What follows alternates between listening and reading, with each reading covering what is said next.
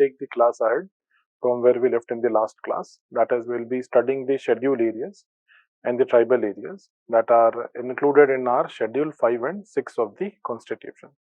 See, alternatively, the UPSC has been asking a few questions from this part, especially with respect to a few of the special provisions that has been made for bringing in more autonomy for governance and at the same time the role of central government. Because you see this, both of these two schedules, 5 and 6, makes the central government more responsible vis-a-vis the states when it comes to bringing in the welfare and good governance in schedule 5 and 6. Okay. So let's take on schedule 5 first and then we'll go to schedule 6. Okay, what you need to understand over here is why we have made these special provisions in part 10 of the constitutions, wherein we are talking about two things: article 244 clause A, which talks about the fifth schedule, and then you have got article 244 clause B, which talks about the sixth schedule. Okay, so basically we'll start with the fifth schedule. So it deals with the special system of administration for certain areas designated as schedule areas. Now you know why they are called as schedule areas, because it's a practice that was done by the colonial masters. They used to put them in a proper schedule. So since they are registered in a proper area and that is covered in a designated schedule in the constitution, hence they are called as schedule areas and schedule tribes.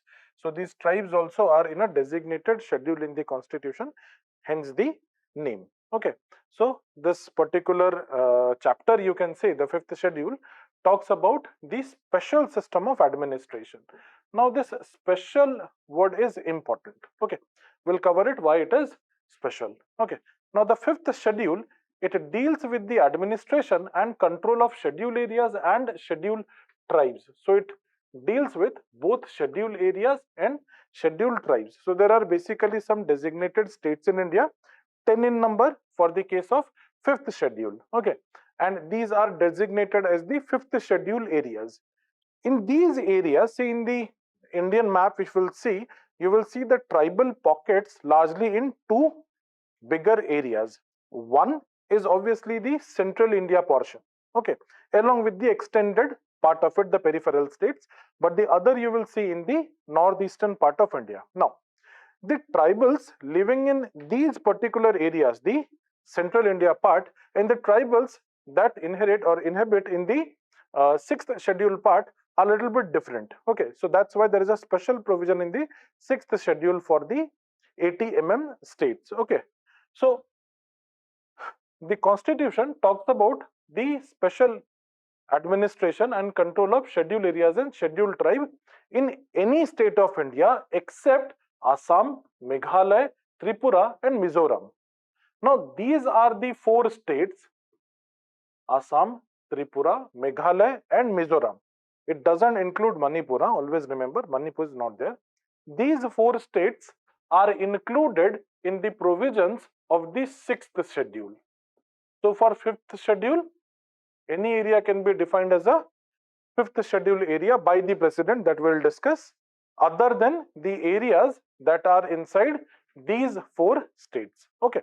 Now, coming back to all the other states where there has been a declaration of fifth schedule areas, these areas or this particular zone is inhabited by aboriginals.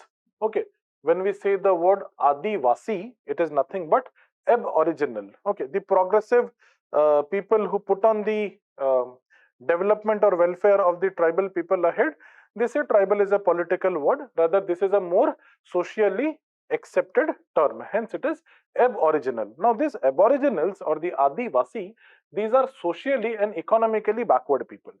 That is because unlike the mainstream population of India who could include themselves, engage themselves in better educational institution and better educational facilities, thus transforming their life by better economic opportunities, this particular train was not boarded by the tribals.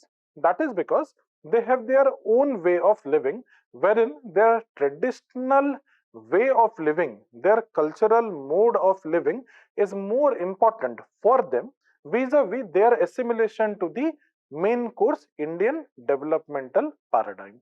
As such, these aboriginal, they remained socially and educationally backward. Now, because they are socially and educationally backward, hence they need special focus. They need special focus, and the Indian government is duty bound to provide for their welfare. Hence, there is designation of Schedule 5 and Schedule 6 areas. Now, because the government is more focused for their socially and economical advancement, hence the central government, this is something that you need to remember, the central government and not the state government has got greater responsibility for it. Okay, it is not the state government, though the executive part of the state government is very well implemented inside these areas, but then also the central government holds the responsibility of development of the Schedule 5 and Schedule 6 areas. So it is always the central government. The constitution empowers the president to appoint a commission. The constitution empowers the president to appoint a commission that will see the development and welfare of tribal affairs. The constitution empowers the president. Keeping this particular empowerment, the central government constituted two commissions. The first one was the Debar Commission back in 1960-61. Okay, and then in 2004, the Dilip Singh Bhuria Commission. The recommendation of these commissions were actually in the path of development of the tribals. Hence, it was actually promoting the welfare of the tribal in these areas. Okay. What is important from the prelims exam perspective is the feature of administration of these areas, because you will see the questions are largely connected to this particular concept. So the first one is declaration of the area. Who can declare that an area is a Schedule 5 areas? So it is the President of India. It is the President of India who is constitutionally empowered to declare an area, increase or decrease the size of area, or alter the boundary of an area. What is that area? That area is a schedule area under Schedule 5.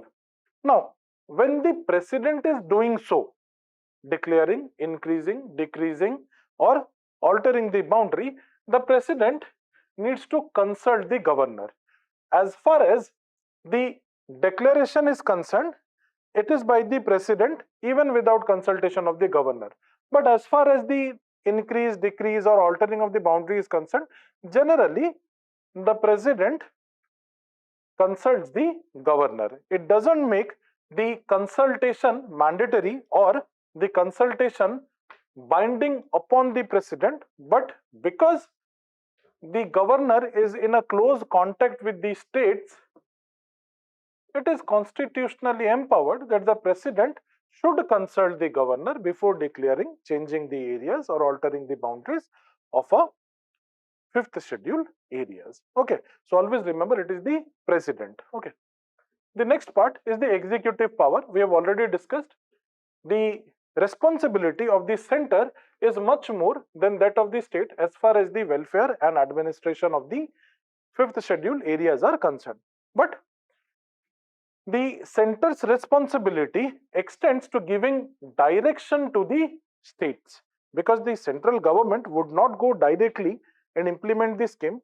The ultimate theaters of implementation in India are always the provinces, that is the states.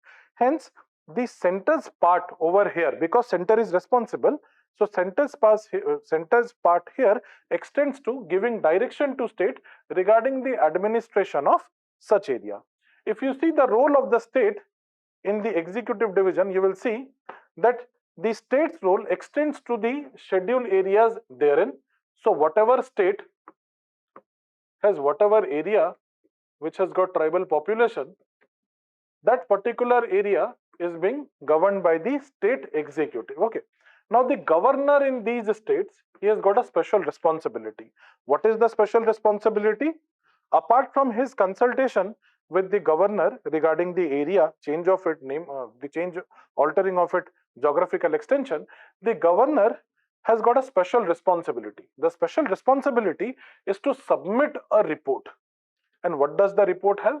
The report is about the administration of the area, wherein the governor needs to submit it to the president annually or otherwise.